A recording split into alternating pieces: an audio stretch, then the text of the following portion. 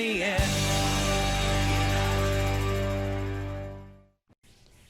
In its heyday during the 6th generation, Onimusha thrived. 2 successful games, and with a third one on the way, why not capitalize on the lore of it? That's where Onimusha Blade Warriors comes in.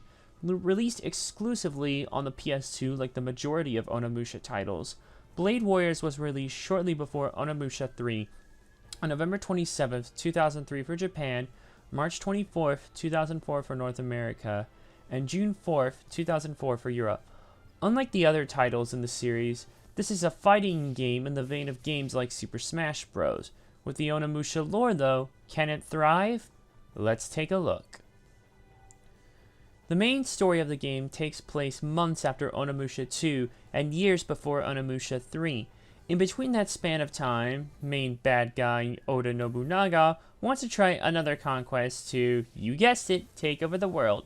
Thus, the main guy must quickly stop him before he tries and inevitably fails once more. It's rather simple compared to the mainline Onimusha games, but given that it's a spin-off, it's not too much of a problem in the long haul. There are 3 modes of play in Onimusha Blade Warriors. Tutorial, which will allow you to hone your skills, and believe me, even if you've played Smash, you might want to give the tutorial a go. More on that later.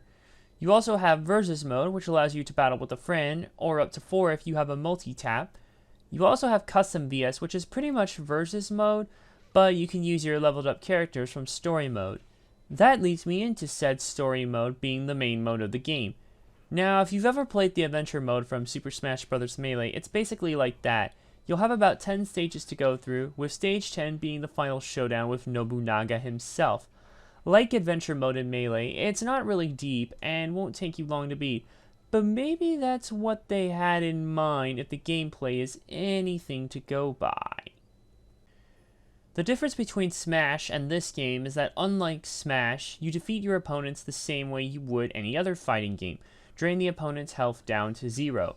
The combat itself feels like they straight up plucked the Onimusha style of combat and put it on a 2D-like playing field, but also added multiple levels that you can jump up and down to and from. You have a kick, block, and a basic 3-button combo attack. If you attack the enemy before they attack you, you can nail a critical damage attack. You can also get orbs that will let you do a specialized attack, and you can pick up souls after defeating enemies just like the main games. You can also find chests with items to use a la Smash. The hack and slash style worked in the mainline games worked as you weren't constantly in combat. Here though, that's not the case, and sadly it feels more clunky here compared to its competitors. Movement is a tad bit slow, and since the early games didn't support analog, it's not here either. While I know the D-pad is a popular choice for fighters, the option of analog would have been nice. As you complete levels throughout story mode, you'll use the souls that you gain to level up your character's attack, defense, and magic. The idea is that because story mode is short, you keep playing to max out your character's levels. You get more souls on higher difficulties. You'll also gain victory souls to spend on items like health packs that you can take into battle with you.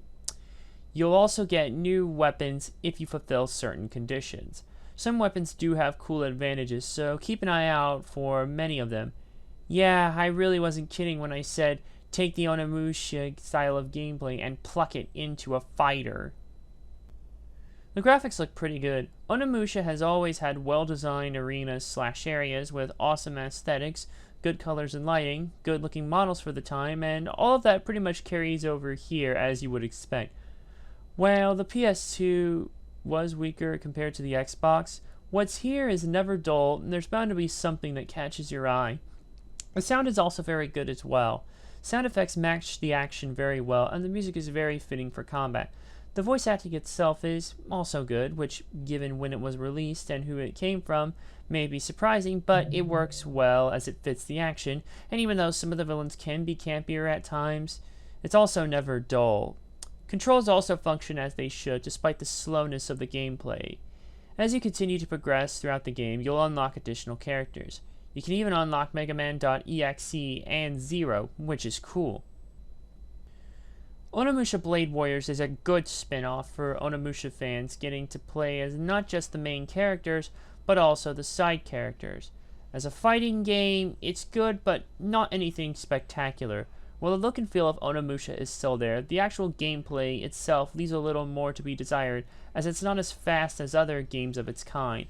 If you are a die-hard Onimusha fan, you'll definitely get a kick out of it, as it gives more lore to explore.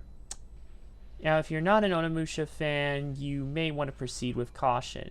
This really did feel like a short stop in the overall scheme of things, seeing as it came out so close to Onimusha 3. It's not really bad for it, it just could have used a couple of tweaks. I give Onimusha Blade Warriors a 3 out of 5. Thanks for watching. If you like what you saw, click the big red button below to subscribe. Check out the other links in the description for more cool stuff, and check out the playlist on screen for more content. See you in the next video.